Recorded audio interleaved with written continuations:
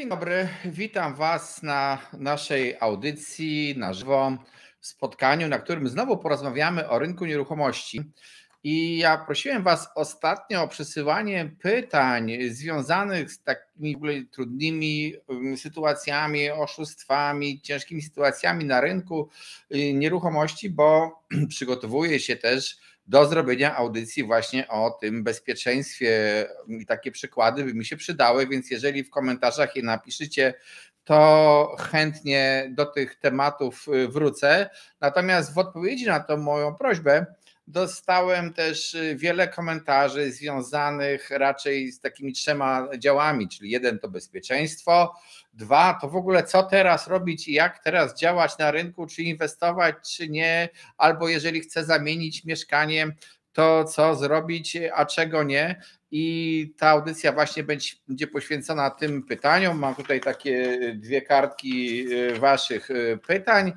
No a trzeci temat, no to w ogóle przyszłość rynku i też prośba, taką poradę, audycję na temat negocjowania, sztuki negocjacji mieszkań. Powiem szczerze, w ogóle prowadzę szkolenia z tej sztuki negocjacji, nie tylko mieszkań i w zasadzie chętnie taką audycję zrobię, a może raczej film nagram i jeżeli będziecie subskrybowali mój kanał, no to się tego filmu doczekacie. Nie wiem, czy on będzie w takim ogólnym dostępie, czy tylko dla wspierających, to jeszcze się nad tym filmem zastanowię, no i zobaczycie go, jak on się pojawi. W ogóle zachęcam też do wspierania naszego kanału, bo pierwsze mnie będzie miło, że wspieracie, że czasami doceniacie tą pracę, jednak jakiś tutaj nakład jest na to ponoszony, więc jakieś wspieranie jest miłe, a w zamian za to wsparcie przecież dostajecie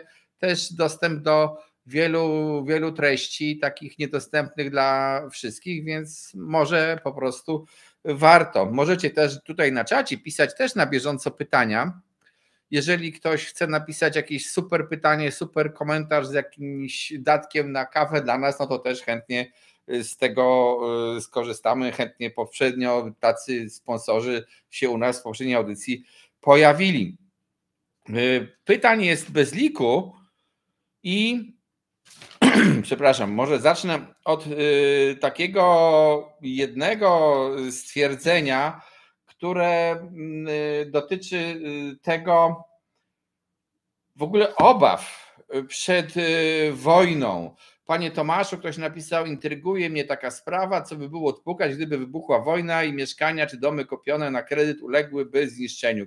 Ktoś tutaj widzi historię w czarnych barwach, no ale to jest jeden z wariantów, który zawsze może się wydarzyć. Mam nadzieję, że się nie wydarzy. No i za czyje pieniądze się odbudowuje nieruchomości po wojnie? Słuchajcie, mam nadzieję, w oczekiwaniu jeszcze na następnych widzów, którzy tutaj dołączą do dodatkowych tematów, to mam nadzieję, że po prostu takiej sytuacji nie będzie. I to jak uczy historia, to te odszkodowania i tak dalej są płacone po końcu wojny, potem się to okazuje jak jest. Nie chcę tego tematu poruszać i myślę, że wszyscy powinniśmy mieć w głowie gdzieś to takie zagrożenie, ale jeżeli byśmy mieli tak czarno widzieć rynek nieruchomości, no to raczej w ogóle nie powinniśmy po nim się kręcić i w niego inwestować, a jeżeli zakładamy jakiś inny wariant, no to możemy tylko rozważać to, jakie będą skutki, jaki będzie rezultat, czym się zakończy wojna na Ukrainie, czy potem będzie wsparcie dla Ukrainy, czy nie, czy Ukraińcy będą wracać do siebie, czy nie, no to jest dość ważne, myślę. Ale mam też taki temat, ktoś napisał, temat dotyczący tego, czy warto kupować nieruchomości pod wynajem, mieszkania pod wynajem, no i twierdzi, że on sobie to przeliczył i zobaczył i wybrał tak w Warszawie najlepszą lokalizację, najbardziej perspektywiczną, określił, że jest to rondo Daszyńskiego i takie mieszkanie będzie kosztowało go około 1 000 000, a on zarobi 2,5 tysiąca rocznie na tym wynajmie i to w ogóle, a po 5 szczerze, że tak jak w filmie Race mówiono, że pytania są tendencyjne, tak tutaj też ten ktoś dość tendencyjnie dobrał przykład, ale żeby to oderwać od Warszawy, to powiem tak, on, nie każdy zresztą zna Warszawę, nazwał to, że to jest, szuka lokalizacji perspektywicznej i wskazał akurat w przypadku Warszawy Rondo Daszyńskiego. Co to jest za okolica dla tych, co nie znają Warszawy? Ono nawet na miniaturce tego spotkania, tam okolice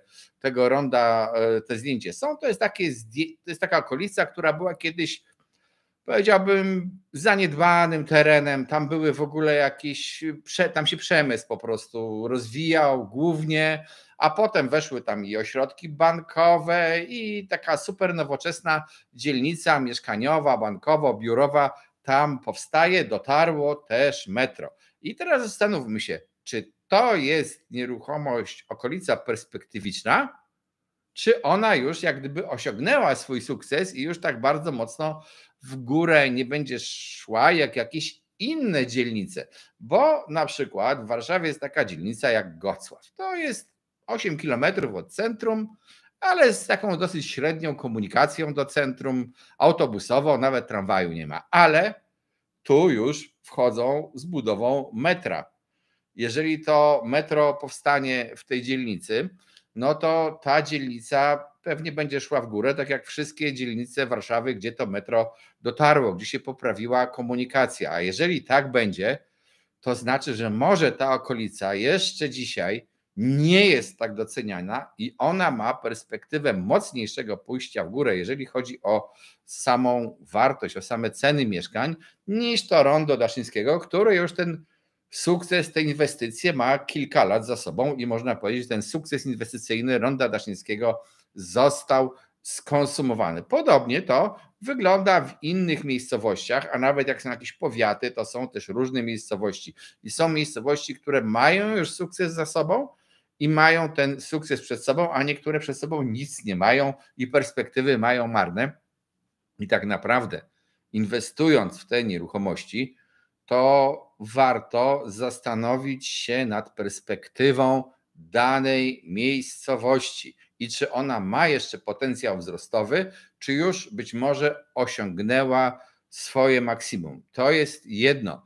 A drugie, jeżeli w ogóle, bo a propos tych właśnie pytań inwestowania w nieruchomości, w mieszkania, to samo inwestowanie, podkreślam, w puste mieszkanie i trzymanie tego mieszkania, nie robienie z nim nic, jest taką dość wątpliwą inwestycją. Inwestycja w nieruchomości to jest dochód ewentualnie z jej wzrostu wartości i dochód z najmu, jaki uzyskasz. Dochód ewentualnie z jej wzrostu wartości, powiedziałem celowo. Pokazywałem w poprzedniej audycji, nie będę do tego wracał, odsyłam Was, link znajdziecie na kanale, jak znajdziecie do tych audycji. Zresztą może zamieszczę go na dole w opisie później, to pokazywałem Wam, że ceny nieruchomości w Polsce się zmieniały zgodnie z cyklem i na przykład jeżeli ktoś kupował nieruchomość w 2013-14 roku, a sprzedał w 2021 pod koniec, na początku 2022 roku, to kupił na dołku w większości miejscowości w Polsce, a sprzedał na górce. No to trafił bingo i zarobił powiedzmy 60% na samym wzroście wartości nieruchomości. Ale jeżeli ktoś kupił w 2008, a sprzedał w 2020, albo podtrzymał tę nieruchomość do dzisiaj, to można powiedzieć wręcz, że stracił. Uwzględniając inflację, na pewno stracił, a w niektórych przypadkach nawet stracił nominalnie, czyli na tym wzroście wartości nie zarobił. Czyli z tego wniosek, że tutaj też inwestując w nieruchomości, chcąc zarabiać, to liczy się czas wejścia w inwestycje, czas wyjścia z inwestycji. Liczy się, czy lokalizacja ma perspektywy, a w różnych miejscowościach dana dzielnica może iść w górę, a druga może iść w dół po prostu, dlatego że jest lepiej skomunikowana. No tak to wygląda. Przykład ten był tendencyjny, ponieważ wybrano dość drogą lokalizację, podano niski czynsz, pesymistycznie oszacowano te wielkie remonty za 50 000 i w ten sposób manipulując można udowodnić, że kupowanie mieszkań pod wynajem nie jest dobrym interesem, Od razu powiem, nie zawsze jest, ale też bardzo często jest. Każdy z Was musi sam się zastanowić, ja tu nie będę robił za Was jakby analizy rynku, sytuacji, bo tę analizę lokalnego rynku, no to musicie Państwo po prostu zrobić sami. Ja nie mogę zrobić analizy każdego rynku, każdego indywidualnego przypadku. Ale mam takie właśnie pytanie też od innego z widzów, bardzo konkretne, w ogóle o Rzeszów. On się pyta, co zrobić, jak mam 2 miliony i mieszkam w Rzeszowie i w tym Rzeszowie chciałbym zainwestować w jakieś, a właśnie, i w co teraz?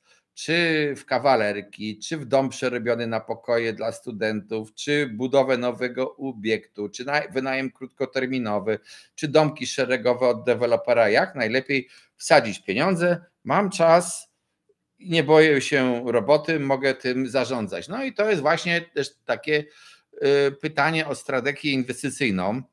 I powiem szczerze tak, ja nie mogę też znowu Wam udzielić odpowiedzi za Was. Musicie sami się zdecydować. Ja mam inną wiedzę o rynku, o budownictwie na przykład wiem też sporo, Wy macie inną. Ja być może, jeżeli miałbym 2 miliony, to zastanawiałbym się nad budowaniem czegoś i tworzeniem. Nawet teraz, bo wbrew pozorom, co z tego, że ja dzisiaj, jeżeli bym był optymistą i zakładał, że za 2-3 lata rynek się odbije, czy 4, no to jak akurat skończę budowę, jakbym dzisiaj ją zaczynał, to akurat za te 3 lata, 4 lata będę miał towar na sprzedaż, powiedzmy, a dzisiaj mogę wykorzystywać dość dobrą sytuację dla osoby inwestującej, czyli kłopoty firm budowlanych, które zaczynają mieć problem ze zleceniami, bo przecież ten rynek budów spadł potężnie, 60% ponad, czy też kupować taniej materiały. Powiedziałem, jeżeli jestem optymistą i zakładam optymistyczny rozwój Polski, to ja może taką inwestycję poczynił. Może bym się ja podkreślam, nie wy, nie ładował w najem, bo ja nie lubię najmu, ale wy możecie lubić. Jeżeli już lubicie najem, no to też warto się zastanawiać tak, jeżeli idziemy w najem ten lokali mieszkalnych, to jest taka zasada w ogóle, żeby nie wsadzać wszystkich jajek do jednego koszyka, stare angielskie przysłowie.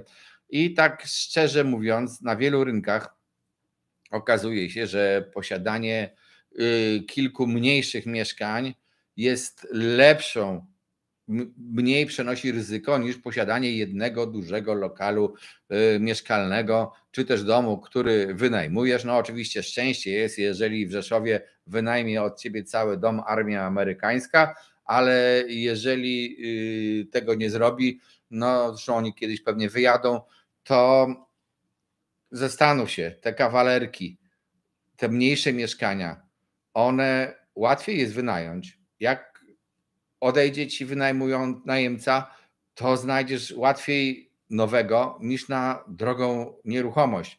To po prostu będzie łatwiej rotować takimi rzeczami, a poza tym załóżmy, że masz tych kawalerek kilka, to jak ci w danym miesiącu w jednej kawalerce nie masz najemcy, to twoje tam 80, 90, ile tam procent kapitału nadal pracuje i zarabia. A jeżeli masz jedną nieruchomość i masz przestój przez miesiąc, 2, 3 i tam nie masz żadnego najemcy, no to twoje 100% kapitału nic przez ten czas nie zarabia. Ale jest pytanie, czy warto w ogóle inwestować w lokale mieszkalne, bo może lepszą inwestycją, taką pod najem, spokojniejszą, są na przykład jakieś małe magazyny. Za tyle pieniędzy to już można pomyśleć o wybudowaniu jakichś kilku małych magazynów. Może działkę można dzierżawić, może można ją kupić. No, ja nie chcę tutaj pisać scenariuszy komuś inwestycyjnych, ale podpowiadam, że niekoniecznie najlepszą inwestycją są mieszkania, bo to jest taka najprostsza, najbardziej popularna i wszyscy mówią o mieszkaniach, ale jest dużo innych nieruchomości, na których wynajmie lub na których dzierżawie można całkiem nieźle zarobić. Pan Łukasz Kuźma napisał, kupiłem około 7 miesięcy temu kawalerkę w okolicach Warszawy. Czy muszę obawiać się sporych spadków w najbliższych latach? A pan konsultant biznesowy, dzień dobry, witam. Wynająłem mieszkanie osobom, które musiały się wyprowadzić z mieszkania, bo właściciel zakupił mieszkanie na kredyt i nie spinał mu się budżet i nie wytrzymał. No to jedno i drugi problem rozumiem. Pytanie, czy się należy obawiać sporych spadków legionowo i tak dalej. Powiedziałem, ja nie mam szklanej kuli. Nic w tej chwili, znaczy pytanie, co to znaczy spory spadek, to jest pierwsze. Nic w tej chwili teoretycznie nie wskazuje na nagłe i jakieś potężne dalsze załamanie rynku. Owszem, ten rynek stanął i owszem, uwzględniając inflację, mieszkania są mniej warte, ale jeżeli to, nie wiem, czy ta kawalerka pracuje w wynajmie, czy nie, to może niekoniecznie warto je sprzedawać. Chociaż, słuchajcie, przecież w zeszłym tygodniu mieliśmy sprawę 2 banków amerykańskich, które splajtowały. Dzisiaj jest rzeźnia na giełdzie w Nowym Jorku. Jakiś fundusz emerytalny szwedzki ogłosił, że $1 miliard na tym stracił, więc ja bym bardzo chciał, żeby ta lawina tym razem nie potoczyła się tak, jak to było w przypadku kryzysu 2008 Lehman Brothers, bo wtedy po prostu nas czeka ogólna zapaść gospodarcza, co ktoś napisał zresztą, że co to będzie, jak wejdzie duże bezrobocie i tak dalej. I to nie będzie przyzwoity scenariusz, taki fajny, no ale na razie musimy obserwować po prostu, co tam się stanie. Dziękuję panu konsultancie za pochwałę naszej audycji. W ogóle z tymi kupującymi, tymi właścicielami, to ja widzę, ostatnio jest taki ruch, że wielu właścicieli, bo było dosyć powszechne to, ja widziałem wiele osób, mieli jakieś tam małe mieszkanie, jakieś mieszkanie po babci, na przykład 1 czy 2 pokoje różne i wynajmowali to, puszczali to mieszkanie w najem, a sami wynajmowali sobie 3 lub 4 pokoje, dopłacając różnicę między czynszami. I widzę teraz bardzo dużo przypadków, kiedy te osoby, które mieszkają w tych 4 pokojach, tam dostały jakąś podwyżkę czynszu, nie bardzo mogą wyegzekwować podwyżkę czynszu na najemcy tego swojego mieszkania, tego mniejszego, bo już też on po prostu nie jest w stanie więcej płacić, bo jest kryzys i one rezygnują z tych większych mieszkań i wracają do tych swoich mniejszych, redukując sobie po prostu koszty, no bo w tym małym mieszkaniu mieszkają ciaśnie, ale płacą tylko ten czynsz do administracji, więc nie muszą dopłacać tej jakiejś różnicy rocznie. I to jest, ja widzę, może powiedziałbym, że nie jest to lawina przypadków, ale widzę takich kilka i widziałem i tak to się dzieje. Wracając do tego Rzeszowa, krótko mówiąc, warto zrobić analizę w danej miejscowości, co tam się dzieje, ale w każdym razie warto też dobierać transakcje pod swój zakres wiedzy i pod to, co się lubi. Ja powiedziałem, ja po prostu nie jestem obiektywny w wynajmowaniu mieszkań, bo ja nie lubię najemców lokali mieszkalnych, ale oczywiście, jeżeli jest to kilka nieruchomości, tak jak doradzałem, żeby już jeżeli w te mieszkania, no to wziąć kilka zamiast jedną większą, przeanalizować to jest oczywiście, trzeba powiedzieć, że jest kłopot. Jak jest kilka nieruchomości, to jest ileś kłopotów z najemcami. Tu się coś popsuło, tam trzeba jakiś zawór do pralki naprawić, różne rzeczy. No jest to trochę biegania, ale pytający powiedział, że się pracy nie boi, więc okej. Kolejne pytanie. Dużo osób poleca stare kamienice, bo one są podobno lepiej zbudowane niż wiele nowych wieżowców. A przecież nawet stare kamienice się starzeją. Czy kamienica w Warszawie mająca 120 lat już jest stara? Ile lat postoi taka 120-letnia kamienica? Spytajcie się mieszkańców Krakowa, ile tam kamienice te stoją. Ja wiem, że Warszawa to ma ciężką historię za sobą i tych kamienic przedwojennych w Warszawie jest niewiele. Część z nich to są w ogóle po prostu budynki w stanie pożal się Boże. Część z nich jest znowu w super lokalizacjach i super wyremontowana, zbudowanymi na przykład garażami podziemnymi i tak dalej. Więc tu już sam standard tych budynków jest różny. Można to pytanie rozszerzyć również o pytanie, czy warto inwestować w wielkiej płycie. I tu też nie jest taka jednoznaczna odpowiedź, bo weźmy te kamienice najpierw. W wielu kamienicach są mieszkania w oficynach. Tam jest, zwłaszcza jak jest takie to mieszkanie na parterze w tej oficynie, to czasami jest to ciemna, wilgotna po prostu nora. Przepraszam za to określenie, ale tak jest. Ja nie chcę generalizować, bo zaraz mi ktoś powie, że mieszka w kamienicy na parterze i ma przepiękne, niedoświetlone mieszkanie, ale to nie jest regułą. Bardziej to raczej te wąskie podwórka i to takie niedoświetlenie tych mieszkań, grube mury, zimne mury, ciężkie, te kamienice nie są ocieplone w żaden sposób, bardzo często i tak dalej. W wielkiej płycie wiele domów, przynajmniej w Warszawie, wiele osiedli zostało porządnie wyremontowanych. Ocieplone są te mieszkania. Oczywiście mamy układ ten stary, ale jest czysto. Jest dobra lokalizacja, są fajne podwórka, gdzie dzieci żyją i powiem szczerze, że ja znam wiele osób, które chętnie kupują w wielkiej płycie, tym bardziej, że ona jest tańsza.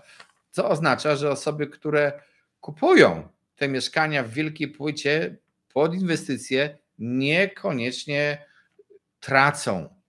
Tak więc wracając do tego pytania, ile postoi taka kamienica, jak jest porządnie zbudowana, to jeszcze drogo.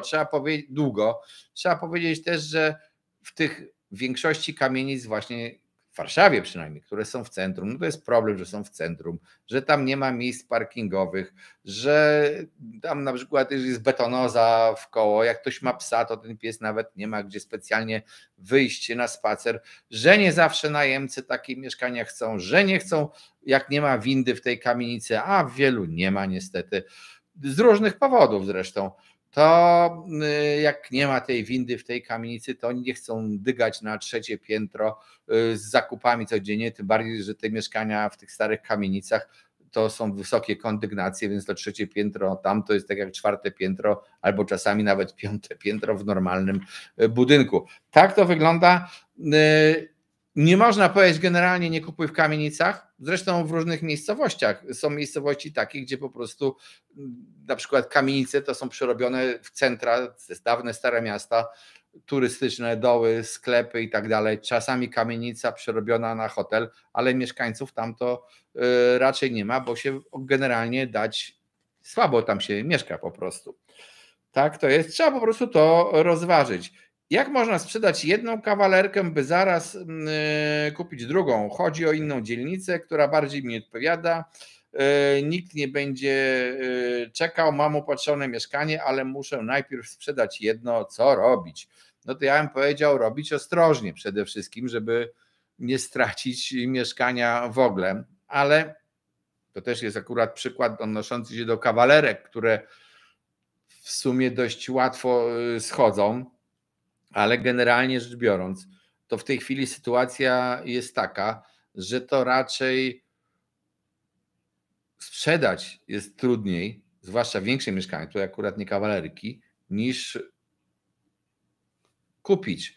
Wybór w tej chwili jest większy. W tej chwili osoba z pieniędzmi ma łatwiej, a jeżeli sprzedać jest trudniej, to znaczy, że ja teraz abstrahuję od tego, że to jest kawalerka. Jeżeli sprzedać jest trudniej, to może najpierw trzeba po prostu zorientować się, co jest na rynku, jaka jest podaż mieszkań na rynku. Zobaczyć, jakie są ceny, zobaczyć, co możecie kupić naprawdę, zorientować się w tej ofercie, ale zacząć od szukania nabywcy na własną nieruchomość. I dopiero jak od tego nabywcy dojdziecie do etapu rozmów, negocjacji, jeszcze przed przedwstępną umową, znowu się zorientować, co się dzieje na rynku, potem zawrzeć umowę przedwstępną z jakimś odpowiednio długim okresem i potem, mając już ten zadatek, iść i szukać mieszkania dla siebie i nie być też nazbyt wybrednym i nie mówić, ja muszę mieć dokładnie mieszkanie w tej kamienicy i w tym budynku, w tej kamienicy, na tym piętrze, a jak będzie 2 numery obok na tej ulicy, to już nie kupię, to będzie tragedia, bo mieszkanie mi uciekło. Jeżeli tak traktujecie, będzie tak traktowali rynek, czyli tak przywiązywali się do konkretnej oferty, mieli nadmierne żądania, oczekiwania od tego, co chcecie kupić, to po prostu możecie nigdy nic nie znaleźć. To od razu powiem, nie ma ofert, które spełnią wasze 100% oczekiwań. Natomiast jeżeli nie macie pieniędzy i te pieniądze muszą pochodzić z waszego mieszkania, to z waszej nieruchomości w ogóle, to może być dom równie dobrze, to w dobrze pojętym interesie zróbcie tą kolejność, o której powiedziałem, zacznijcie od szukania nabywcy, zacznijcie od zorientowania się, jak wygląda rynek, a potem zacznijcie od szukania nabywcy na swoją nieruchomość, a dopiero mając tego nabywcę, mając jego zadatek w ręku, idźcie i kupujcie inne mieszkania. Ludzie pozwolą wam często mieszkać przez jakiś czas. Jak się negocjuje nieruchomość, to przecież negocjujesz nie tylko cenę, ale i termin wydania tej nieruchomości między innymi i termin zawarcia umowy ostatecznej, sposób zapłaty. Różne rzeczy są negocjowane. Pamiętaj o tym i po prostu postępuj. Zalecam dzisiaj, jeżeli tak musisz z mieszkania sfinansować, ze sprzedanej nieruchomości sfinansować następną, no to pamiętaj, że czasy dla sprzedających są trudniejsze niż to było 2 lata temu. O, co my tu dalej mamy? O tej wojnie to już mówiłem. Mamy też pytanie, to jest bardzo ciekawe pytanie, na które ja powiedziałbym odpowiedzi, no nie znam, bo dzień dobry panie Jacku, też pozdrawiam.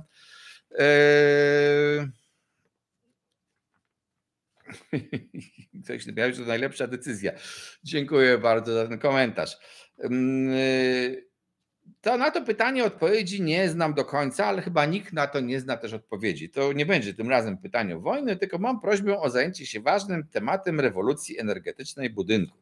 Francja wprowadziła zakaz wynajmu mieszkań w najgorszej klasie energetycznej. W Polsce niebawem każdy budynek będzie posiadał klasę energetyczną. Według Komisji Europejskiej od 2028 roku wszystkie nowe budynki w Unii Europejskiej muszą być zeroemisyjne. Proszę o przygotowanie materiału, jak nie wpaść na minę kupując mieszkanie. Moim zdaniem to obecnie bardzo ryzykowne. Zły wybór mieszkania spowoduje, że będzie ono przynosić straty i nikt go nie kupi. Z tym ostatnim pytaniem z tym ostatnim zdaniem, że o złym wyborze, zgadzam się absolutnie, ale ten zły wybór niekoniecznie musi się wiązać z klasą energetyczną, bo on się może wiązać ze złą lokalizacją, złą miejscowością, z kupieniem pozornie okazyjnego mieszkania na 4. ostatnim piętrze bez windy i wieloma innymi takimi rzeczami. Wracając do tych klas energetycznych i Unii. Przepraszam bardzo. Nie wiem, na ile poważnie można traktować to zagrożenie. Na ile możemy stwierdzić, czy też zagrożenie, czy też te działania Unii. Z jednej strony Unia zresztą słusznie w jakiś sposób dąży do ekologii, do oszczędności energii, do wielu takich działań. To są działania słuszne, ale z drugiej strony czasami zachowuje się nadgorliwie, a ja uważam, że nadgorliwość to jest gorsza niż wojna. Może więcej złych skutków spowodować niż dobrych. I to dotyczy wszystkiego, nie tylko zeroemisyjności, tam klas budynków, bo przecież nagle one wszystkie nie zostaną przebudowane. Co z tego, że ludzie będą chcieli mieszkać w jakimś mieście w nowym zeroemisyjnym budynku, jak ten nowy zeroemisyjny budynek zostanie postawiony na diabłach u kuliczkach, u diabła na kuliczkach, a wszyscy będą chcieli mieszkać w centrum, a tam nie ma zeroemisyjnych budynków. To będą wybierali te inne budynki. W ogóle takie zarządzanie, to tak samo, że Unia walczy z samochodami spalinowymi i dzisiaj taką alternatywą niby dla nich są samochody elektryczne, bo z tymi wodorowymi to jest problem, ale ja znam garaże, gdzie już wisi zakaz wjazdu samochodem elektrycznym i zakaz wjazdu samochodem zasilanym na gaz z powodów bezpieczeństwa. Zobaczymy, jak to będzie po prostu i ja bym, myślę, jeszcze tak bardzo patrzył się na to, co Unia robi, ale nie do końca wierzę, że wszystkie szalone pomysły zostaną wdrożone. W którymś momencie pewnie nastąpi jakieś otrzeźwienie. Opodatkowanie pustostanów zwiększy podaż zdecydowanie. Rosnące czynsze i podatki sprawią, że nie będzie się opłacać trzymać pustostanów w wyludniającym się kraju. No już dwa zdania, do których mam wątpliwości. Jak widać, do wielu inwestorów jeszcze ta gorzka prawda nie dociera, bo wygodnie i komfortowo jest im żyć chwilą obecną. Nigdy nie należy żyć z pewnością chwilą obecną, ale panie Jacku, widzę, że pan chwali samochód elektryczny i bardzo dobrze pan chwali, tylko że cóż ma chwalenie samochodu do dewelopera, który stawia zakaz wjazdu do tego garażu takim samochodem. To są dwie różne pary kaloszy. Zresztą w ogóle, a propos na chwilę do deweloperów, wróćmy do tych garaży. Nowe prawo budowlane ma zwiększyć ilość miejsc parkingowych w stosunku do oczekiwanych, do budowanych mieszkań, chociaż tam ma być też taka wyznaczona definicja, w ogóle też strefy śródmiejskiej, gdzie będzie mniej tych miejsc wymaganych, ale czy ja wiem, czy będziemy teraz, czy za 10 lat, czy za 20 lat będziemy wszyscy przy obecnym trendzie dążyli do posiadania samochodów, przynajmniej w miastach, po 4 samochody czasami w rodzinie dla obojga rodziców i dwojga dzieci, bo tak to bywa czasami. Czy to będzie tak popularne, czy niekoniecznie? No myślę, że ten trend właśnie ekologiczny wspomniany wcześniej może powodować, że aż tak bardzo te samochody indywidualne nie będą popularne, ale zobaczymy. Ja nie mam szklanej kuli, więc nie postawię tutaj dolarów przeciwko orzechom, że się nie mylę co do tych samochodów. Ale wracając do tego opodatkowania pustostanów i dlaczego powiedziałem, że tutaj dwa zdania, z którymi się nie zgadzam. Opodatkowanie pustostanów zwiększy podaż zdecydowanie, wykrzyknik. No i z tym słowem zdecydowanie, to ja bym się zdecydowanie nie zgodził, jeżeli chodzi o zwiększenie. Dlaczego? Dlatego, że te pustostany policzone, tak, one bardzo często stoją nie tam, gdzie ludzie chcą mieszkać. To po pierwsze. Poza tym u nas, jak zrobiono ten spis i policzono te pustostany, a przypominam, że za lokal mieszkalny w Polsce uważa się lokal mieszkalny w budynku wielorodzinnym, jak również lokal mieszkalny w budynku jednorodzinnym. Z definicji budynek jednorodzinny może mieć 2 lokale mieszkalne, nawet może mieć też lokal mieszkalny i tam przemysł, ale to zostawmy, i taki usługowy, ale to zostawmy, ale może mieć 2 lokale mieszkalne, a poza tym kurna chata gdzieś stojąca na wsi, gdzie nikt nie mieszka, ale stojąca, nie będąca wyburzona, też w rejestrze będzie uznana za lokal mieszkalny, tylko że na tej wsi, w tych szczerych polach tam nikt nie chce mieszkać i ten pustostan tam jest po prostu ułudą. Także pustostany często, wiele pustostanów, to są po prostu mieszkania w blokach, których stan techniczny jest tragiczny. Tragiczny. Czasami tam w ogóle z niepełnymi wszystkimi mediami, z niepełną infrastrukturą. No, jakieś koszmary.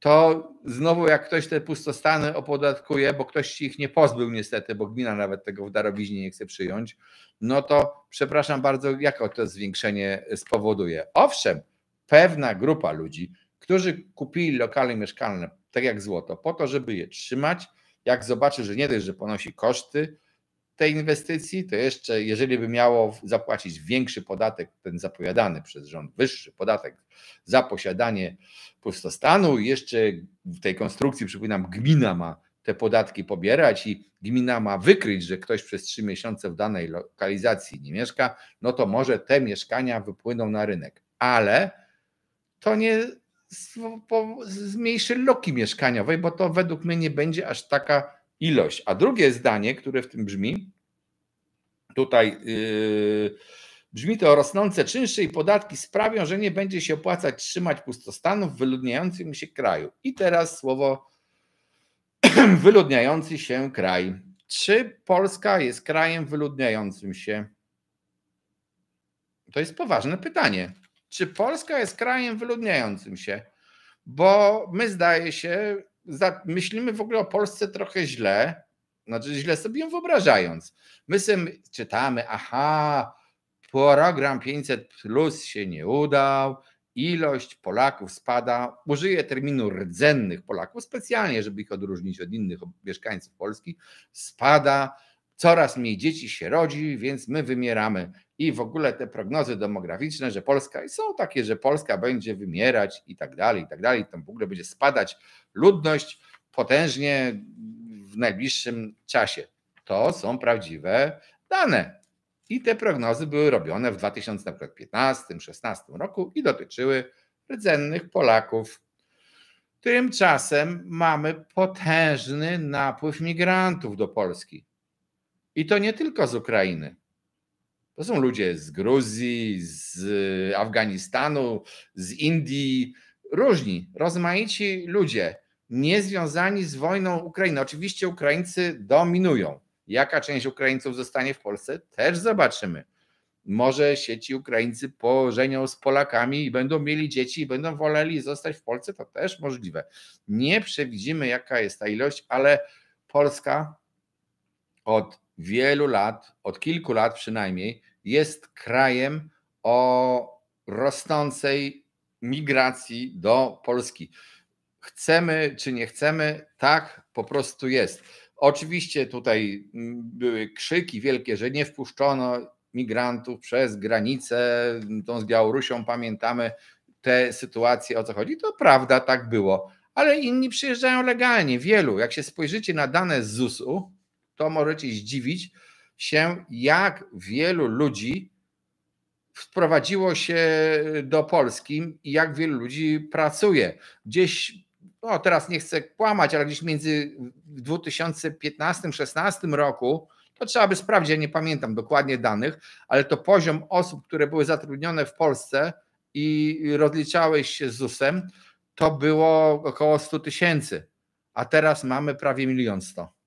Prawie 1 100 000. W ciągu kilku lat tylu nagle obcokrajowców przybyło do Polski i pracuje to legalnie i wielu z nich pewnie będzie ten kraj traktowało, że trzeba tu jakiś czas pomieszkać i to oni będą stanowili popyt na mieszkania. Przecież czynsze za mieszkania nie wzrosły dlatego, że wzrosła drożyzna, tylko dlatego, że przybyli ludzie do Polski. To trzeba o tym wiedzieć.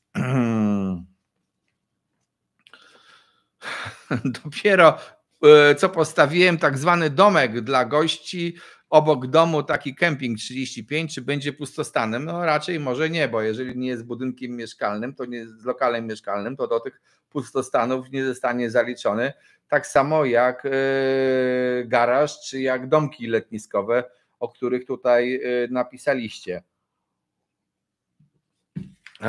Dobrze, jedziemy dalej, czyli to opodatkowanie pustostanów coś pomoże, ale niekoniecznie. Natomiast ja chciałem powiedzieć,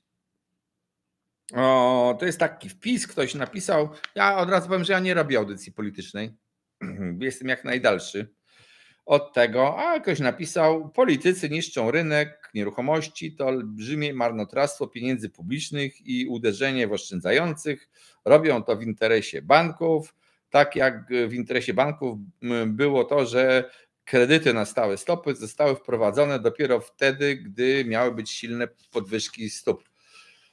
Tak, to zostawmy te banki, natomiast no niestety, jesteśmy w roku wyborczym i co się dzieje niedobrego, moim zdaniem, na polskim rynku nieruchomości. Niedobrego zależy dla kogo. Każdy kij, pamiętajcie, ma dwa końce. Są osoby, które mają mieszkania, mają nieruchomości do wynajęcia, są posiadaczami wielu mieszkań, a są tacy, którzy nie mają, a chcą gdzieś mieszkać. I powiem tak, niestety decyzje, znaczy zapowiedzi decyzji, program Pierwsze Mieszkanie ogłaszany przez rząd, który ma nad nim ten rząd pracować i znajdujący się w nim element kredytu, takiego tak zwanego bezpiecznego kredytu z 2% stopą. Czy też co gorsza jeszcze te propozycje 0% kredyt i dopłata wszystkim, czy tam nie wiem wszystkim komu do czynszu 600 zł, to są propozycje według mnie szkodliwe dla tych, którzy tych mieszkań potrzebują. One są bardzo dobre dla tych, którzy te mieszkania mają. Dlaczego? Bo sytuacja jest taka, nie budujemy nic nowego, czy też niewiele budujemy nowych nieruchomości, nie powstają nowe nieruchomości. My być może wymieramy, ale za to chcemy mieszkać jako single, więc nam wzrasta ilość gospodarstw domowych, czyli chcemy więcej mieszkań. Dodatkowo przyjeżdżają migranci do Polski, którzy też muszą gdzieś przecież mieszkać, wobec tego też stanowią popyt na mieszkania, są zainteresowani, mają potrzebę wynajęcia, a my w związku z tym, nie tworząc podaży, nie zwiększając podaży, mamy pomysły, czy to rządowe, czy opozycyjne, wszystko jedno, kto tam będzie rządził potem niedługo. Pomysł jest taki, wsypać pieniądze, dać pieniądze w rękę tym potrzebującym, tym kupującym i tym najemcom dać 600 zł. No to ja teraz sobie siedzę jako taki właściciel mieszkania do wynajęcia i mówię, aha, ten facet, ten najemca, który przyszedł do mnie, ma 600 zł od państwa. To go stać, żeby do tej pory było go stać, żeby płacił 3000, to niech zapłaci teraz 3600. I kto mi powie, że to jest głupie rozumowanie? Takie rozumowanie przeprowadzi każdy właściciel mieszkania do wynajęcia. Po prostu. Byłoby dziwne, gdyby myślał inaczej. Co zrobi sprzedający mieszkanie? Kiedy zobaczy, że ktoś nagle rusza, bo ma tani, dostępny, łatwiejszy kredyt, stać go na więcej. Czyli ciebie stać na więcej. Ja chciałem tam x tysięcy za moje mieszkanie, to zapłać mi x plus jeszcze 100 tysięcy za mieszkanie. Albo ileś tam. Każdy tak pomyśli. Jeżeli pompujemy pieniądze w popyt, nie zwiększając podaży, to najzwyklejsze prawo rynkowe, każde prawo rynkowe mówi, że te dobra muszą wzrosnąć w cenie, bo więcej ludzi stać, żeby je kupić. A skoro tak, to oznacza, to paradoksalnie oznacza tak naprawdę, że to państwo, które mówi z naszych podatków będziemy pomagać tym potrzebującym, my im pomożemy, a oni kupią sobie mieszkanie i to zostanie rozwiązany problem. A naprawdę będzie taka, z naszych podatków to państwo wręczy pieniądze te kupującym, które oni natychmiast przeniosą i oddadzą tym sprzedającym, tym wynajmującym. Tamci się będą bogacić, a ci, co kupowali te mieszkania, czy wynajmowali, jak byli biedni, tak będą biedni i co najwyżej zapłacą więcej za swoje mieszkanie. Ja jestem przekonany, że tak będzie, chyba że wreszcie zaczniemy promować w Polsce budownictwo. Co ja bym chciał bardzo zobaczyć, że promujemy budownictwo, promujemy podaż nowych nieruchomości, one są potrzebne. Pan konsultant, kredyty na stałe SOP-y są od dłuższego czasu. Ja brałem w 2017 roku ze stałą stopą po raz pierwszy, więc nie ma co tu obwinać Narodowego Banku Polskiego. Słusznie. Rząd bawi się w Robin Hooda, ale krótkowzrocznego. No, każdy Robin Hood był krótkowzroczny, chociaż dobrze strzelał, ale to tak o Robin Hoodzie. Wracając do tych stóp stałych procentowych. No ja w ogóle szczerze mówiąc, to mi się podoba idea, bo widzę, że w ogóle, zresztą widziałem nawet wywiad z prezesem NBP bodajże, który napisał, że który stwierdził, zresztą prawda, że prawo, patrząc się, my jesteśmy w Unii, a widać, że w Unii narasta ochrona konsumentów i że ona będzie jeszcze bardziej narastać. I to już nie jest czas na robienie kredytów takich, gdzie całe ryzyko kredytowania, zmiany tego kredytu ponosił ten nieprofesjonalny, czyli ten konsument biorący kredyt, a bank nic nie ryzykował. I że teraz jest czas właśnie, żeby to ryzyko tych zmian oprocentowań zostało przerzucone na banki i banki będą w związku z tym też coraz częściej oferowały kredyty ze stałą stopą procentową. Raczej nie mówi się o tym, że ta stopa procentowa będzie przez cały czas kredytowania, to zobaczymy, jak to się ułoży w ogóle, bo to przecież też konkurencja decyduje, co sprzedajemy, ale to będzie fajnie, bo ludzie widząc tak, aha, dzisiaj stopa procentowa wynosi 10%. Strzelam, to w ogóle przykład mówię zupełnie. Dzisiaj stopa wynosi 10%, ale ja czytam sobie, że sytuacja ma się poprawić, że inflacja ma spaść, no to pewnie stopy procentowe spadną, to ja poczekam, może za rok będzie stopa procentowa wynosiła 6% i ja wolę potem płacić te 6% tego kredytu. No i to będzie takie myślenie, jak na przykład właśnie w Ameryce ludzie myślą, że stopa procentowa, zmiana stopy procentowej nie dotyczy osób, które już wzięły kredyt. Ona dotyczy osób, które chcą brać kredyt. I jak te osoby widzą, że jest wysoka stopa procentowa, to po prostu nie biorą kredytu, wysoka w porównaniu z historią. Dobrze, że rząd nie bawi się Wilhelm Tella, bo cienko widzę, to jest strzał do jabłka. Przepraszam bardzo, do jabłka, które jest w naszym logo. Zależy, w co tu strzelają. W każdym razie, słuchajcie, zmierzając już powoli do końca, chyba że jakieś pytania jeszcze tutaj napiszecie. Pani Kubo, widziałem, banki w USA już są 2 zamknięte. Widzę, że pan tam po jakimś czasie dołączył do audycji, ja o tym mówiłem, ale też mówiłem o tym, że no nie tylko 2, tam jest w ogóle trochę krach na giełdzie dzisiaj, to tam hekatomba. No i też jacyś na przykład Szwedzi, jakiś fundusz emerytalny ogłosił, że $1 miliard stracił. Kto wie, co będzie następne. Mam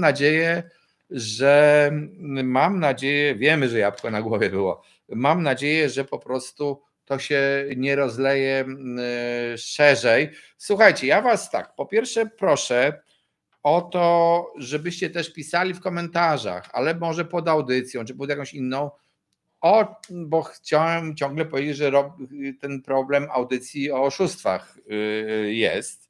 Potrzebuję jakichś przykładów, więcej przykładów z życia. Chętnie zrobię. Widzę tam różne tematy, które żeście poruszyli, różne problemy, czasami w ogóle wręcz wskazujące na to, że nie zawsze wiem, kto jest kim w obrocie. To znaczy nie ja, tylko ten piszący, że mylą rolę, a to warto w takim razie, to pokazuje mi, że warto zrobić audycję i potraktować ten temat szerzej. O takich wątpliwościach waszych co do obrotu, to bardzo chętnie będę wdzięczny za takie rzeczy. Też przy okazji zapraszam was do wspierania naszego kanału, bo tam jest mnóstwo rzeczy takich niedostępnych w powszechnym obiegu, myślę ciekawych, zwłaszcza jeżeli ktoś się bawi w inwestycje, to zapraszam. Czy mam tu jeszcze wszystkie pytania, które wyście zgłosili przed audycją? Aha, nie, jeszcze jest jeden problem, bo obiecałem też, jak pan ocenia rynek mieszkaniowy w miejscowościach uzdrowiskowych? Tak, wiem, że jest różnica między Zakopatem a Krynicą Morską ogólnie rzecz biorąc i tutaj wracamy do 2 tematów, które poruszyłem wcześniej. Pierwszy temat to jest to właśnie działanie, to takie, że w ogóle mamy być zero emisyjności i najlepiej Unia by chciała, żebyśmy siedzieli, nie kręcili się po świecie i tak dalej. Mam nadzieję, że na poważnie te regulacje w życie nie wejdą, ale jeżeli by to miało mieć miejsce, te wszystkie zapowiedzi, to w ogóle ja nie wiem, czy Unia nawet sobie zdaje sprawę, co kręci jaki bicz kręci na własną głowę. Przecież spowodowanie i te pomysły, jedna podróż samolotem raz na 2 lata, ograniczenie odległości podróży, w ogóle opodatkowanie transportu samolotowego, różne rzeczy, opodatkowanie zużycia energii, dobrze. Co zrobi w takim razie Austria i Szwajcaria, czy też Dolomity we Włoszech, w ogóle te regiony, które żyją, część Francji, te regiony, które żyją z turystyki narciarskiej, jak tam nikt nie przyjedzie? Kto pojedzie do Zakopanego, jak nie będzie można naśnieżać stoków, czy tam w okolice Białki, już zatłoczonego Zakopanego? I w ogóle czy ludzie będą podróżowali nawet na tyle, żeby do tego najdroższego miasta w Polsce, Świnoujścia, dojechać? To są pytania. Ja nie wiem, to jest jedno z zagrożeń dla turystyki. To jest jedna pewność i też to trzeba wziąć też jakoś trochę z myślą o inwestowaniu w tych miejscowościach uzdrowiskowych, że po prostu nam będzie, być może, te zapowiedzi mówią, że mamy siedzieć na miejscu, nie kręcić się. To ciekawe zresztą. Drugie, to też powiedziałem, tutaj pan wymienił Zakopane i Krynicę Morską, akurat jedno i drugie, no Krynica Morska bardzo lubię osobiście, ale jedno i drugie leży na takim mocno ograniczonym terenie i tam już nie bardzo jest gdzie inwestować. Zakopane w tej chwili to w szczycie przyjmuje w moim pojęciu zbyt wielu gości. Tam znaczy nie wiem po co oni tam, bo ludzie jeżdżą po to, żeby pochodzić po Krupówkach być może, bo to co ja widuję czasami, te kolejki do Morskiego Oka, które mijam jak wracam ze Słowacji do Polski i 15 sierpnia stoi kolejka samochodów aż za od Łysej Polony, aż za Wodogrzmoty Mickiewicza i ludzie idą piechotą do Morskiego Oka, przecież nigdy tam nie dojdą. No to nie wiem, czy to jest już nie jakiś kres pojemnościowy danej miejscowości.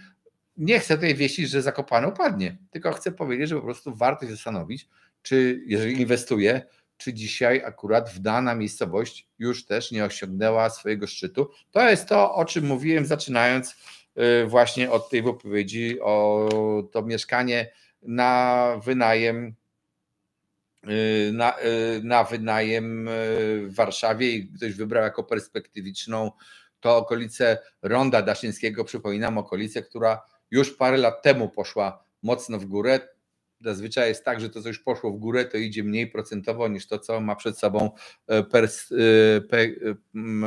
perspektywę.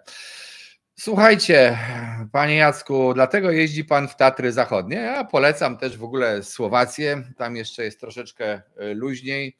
Różne Tatry, różne góry. To zresztą co kto lubi, gdzie lubi jeździć, no niestety.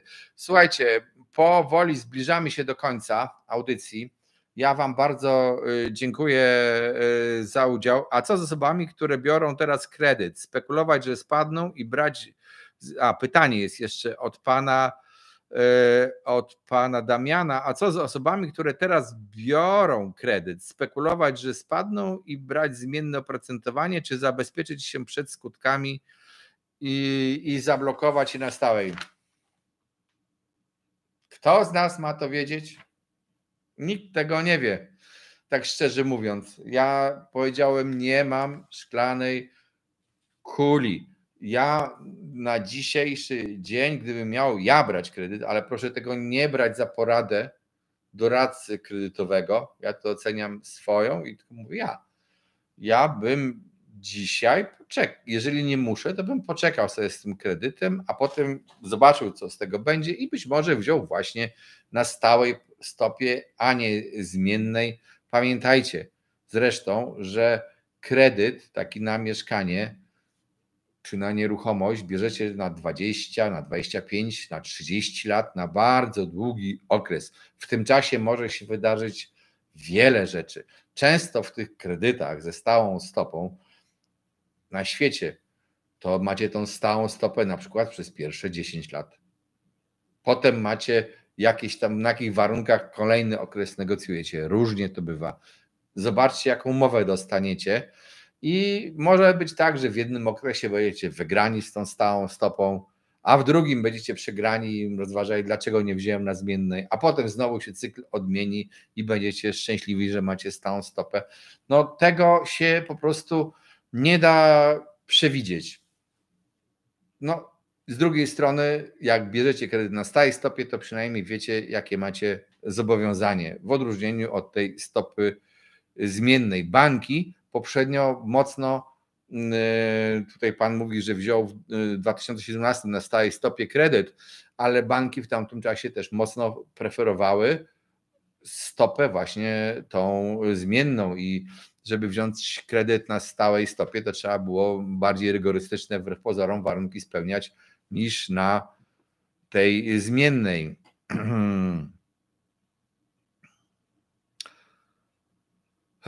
Czy jak ktoś ma teraz kasę, to kupować nieruchomości w dobrej cenie na dziś? Jak się mądrze kupuje nieruchomości, to dlaczego nie? Mówiłem wam, że rynek nieruchomości jest cykliczny. Ostatni cykl w Polsce od momentu, kiedy zaczął spadać rynek w 2008 roku poprzez dołek dołka, mniej więcej około 2013-2014, w zależności od tego, w jakiej miejscowości, to ja mówię o nieruchomościach mieszkalnych, do szczytu gdzieś na przełomie 2021-2022, wtedy szczytu, bo potem to nastąpiło wypłaszczenie, to policzcie, ile to lat trwało, zarówno zjazd, jak i spadek, i zależy, w co inwestuje się, jeżeli się kupuje teraz, ale teraz być może są okazje, być może ktoś musi sprzedać, bo mu coś innego przestaje iść. Trzeba po prostu obserwować i patrzeć. I chyba też, ja wiem, nie należy moim zdaniem myśleć i pilnować, że muszę akurat kupić na samym dołku i sprzedać na samej górce. To się zazwyczaj nie udaje, nawet w nieruchomościach.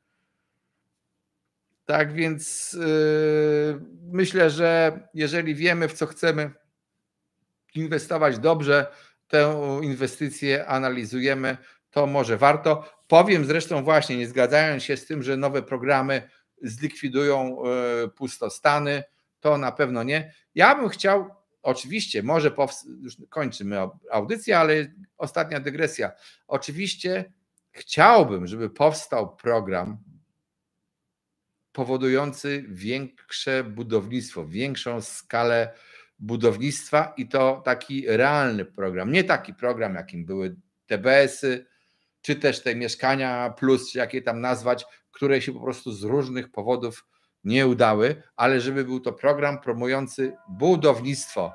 Najlepiej tanie budownictwo, znaczy tanie, z tanim wynajmem później, bo w wielu krajach ludzie też żyją w wynajmowanych mieszkaniach i wcale sobie nie krzywdują. Co kto lubi. Jak ktoś chce mieć na własność, to ok, ale mieszkania powinny być bardziej dostępne. Słuchajcie, zapraszam Was do subskrybowania kanału, do pisania w komentarzach tego, o co prosiłem. Jeżeli ktoś chce więcej wiedzieć w ogóle o obrocie, no to też zapraszam na szkolenia na symen24.pl, tam wiele znajdziecie. Zapraszam do wspierania kanału, bo jako wspierający to z pewnością dostaniesz coś więcej treści. Tam też przyznam, że w pewnym poziomie wspierania to możemy nawet umawiać się na prywatne czaty online, więc zapraszam. Na razie, trzymajcie się, dobrego wieczoru. Dziękuję bardzo za udział w audycji. Dziękuję, cześć.